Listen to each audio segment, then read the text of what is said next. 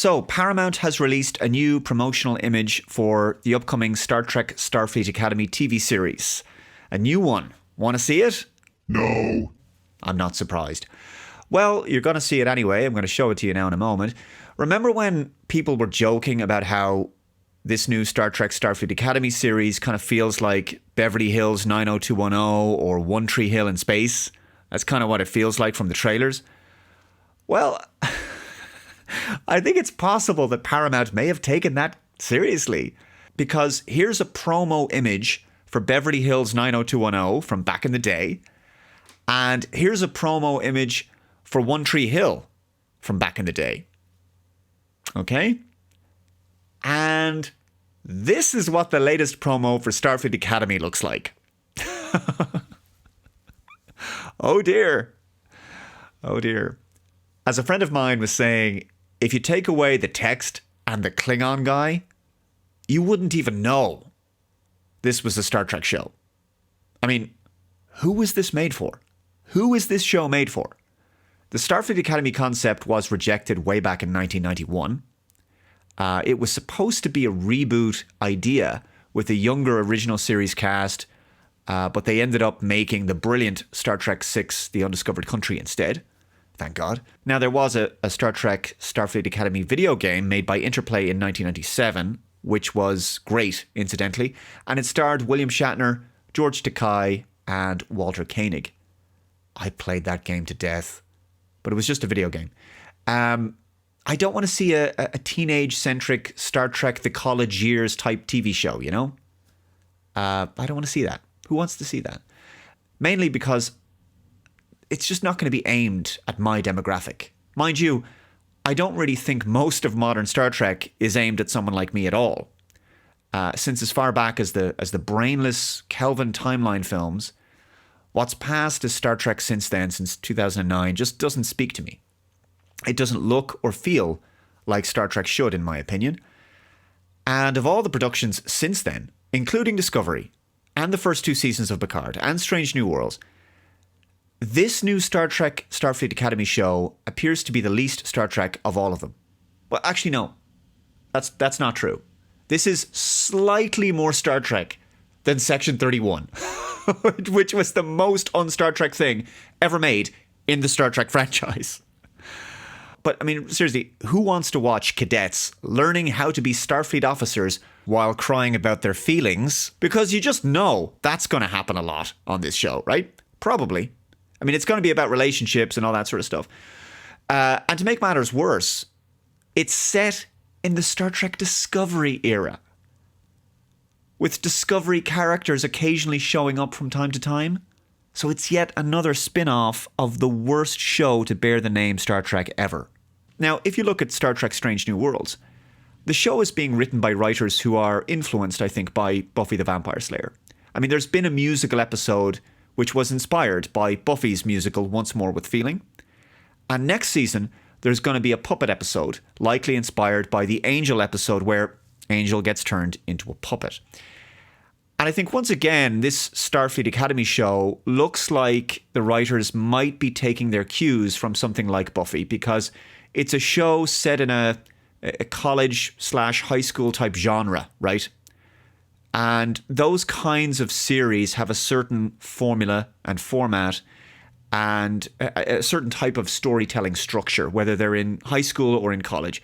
So it's very much relationship-centric. It's very soap opera-ish. Coming-of-age stories, that kind of thing, but with sci-fi fantasy components, much like Buffy, although Buffy was horror fantasy, whereas this is sci-fi. Nevertheless, the show will be aimed at a similar audience age group, a similar demographic, right? Now, in that respect, I don't see much appeal to long-time Star Trek fans here. I don't see how this appeals to long-time Star Trek fans. I want to see competent professional Starfleet officers working in space aboard a starship. That, to me, is what Star Trek should be at its core. I don't care to see their academy days, where they were just learning how to push the buttons and crawl the Jeffries tubes for the first time, you know? But I think there's something significant to consider here. There's no major buzz about this show at all, really. I mean, at least when Discovery was coming, when it was announced, when the first trailers appeared, there was at least some curiosity and buzz because it was the first Trek show since Enterprise. So there was a genuine bit of interest and anticipation for that show, even though you could tell from the trailers it was likely going to be, dark, edgy, and just generally dreadful, which it was. It's a total mystery to me how that show lasted for 5 seasons, but there you have it. I just don't know. With Star Trek Picard, there was also excitement for those early trailers because Patrick Stewart was coming back. And it was an opportunity to see Star Trek move forward, to not be a prequel, to move into the 25th century.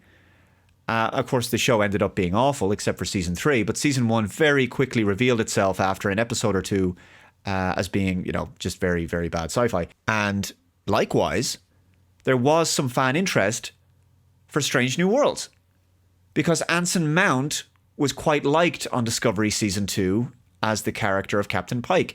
So a spin-off show was something many fans were agreeable to. And Strange New Worlds was, of course, a spin-off of Discovery. Though I do think that Strange New Worlds is a bit better than Discovery, I just can't take it seriously. I've already talked about my feelings on Strange New Worlds in a previous video, so I'm not going to go over that ground again. But with this Starfleet Academy show, the trailers have generated basically zero buzz among the fan community. I mean, I'm sure there's some people who are looking forward to this, but just not a substantial chunk of the fan base. Okay, I think that's why they shoved so many member berries into the trailers, so many references in there to other Star Trek shows and Star Trek characters, because there was really nothing else to entice people to watch. There is genuinely no real excitement for this.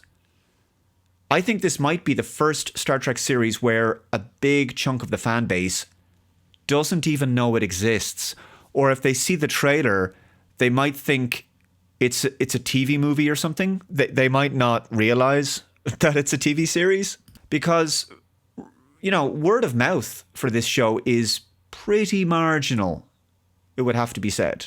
Pretty marginal at best. So I think I could see this show lasting for 2 seasons, and that's maybe it. I mean, it shouldn't have been greenlit. Again, who was this made for? Who wanted to see this? Fans were not clamoring for a show like this. Honestly, I just don't know how anyone thought that this was a good idea for a Star Trek show. But there you go. So let me know your thoughts in the comments below, guys. Thank you very much for watching. If you haven't already, please subscribe to the channel. And remember to subscribe to my other channel, Computing Forever, which is linked below. And I'm making new content over there periodically. I made a video there yesterday, so please check that out. Yeah, take care, guys. And I shall see you in the next one. Bye-bye.